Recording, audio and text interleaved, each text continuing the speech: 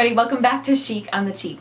Okay, so this week I wanted to show you an easy alteration trick that can make a really big change to a dress, and that's how to take off the sleeves.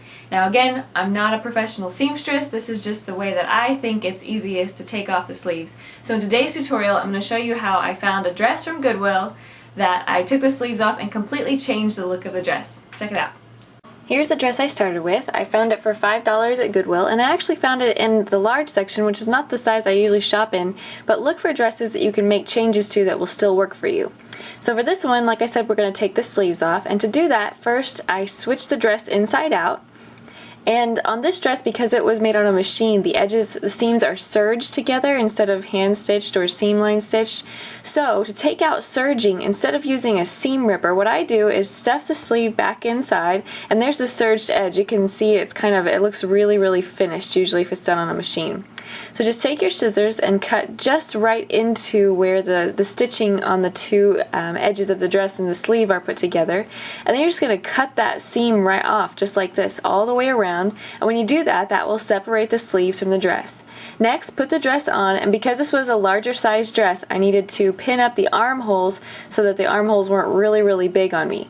So once I pinned them, I just sewed a seam straight down from where that pin was, and I actually sewed it on a curve back into the side seam of the dress. I didn't want to take it all the way down the dress, so I just sewed it right kind of on a curve, like you can see, back into the existing seam. Now to finish off the edges of the sleeve, this is the important part to make it look finished. You want to take that raw cut edge, take it to the ironing board, fold it under once, iron it, and then fold it under again, just like this, and iron it in place. Do the ironing, it takes a long time, but it'll make it so much easier.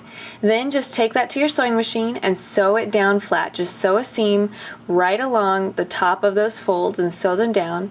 And then for this dress, that's all I did to make a really big change.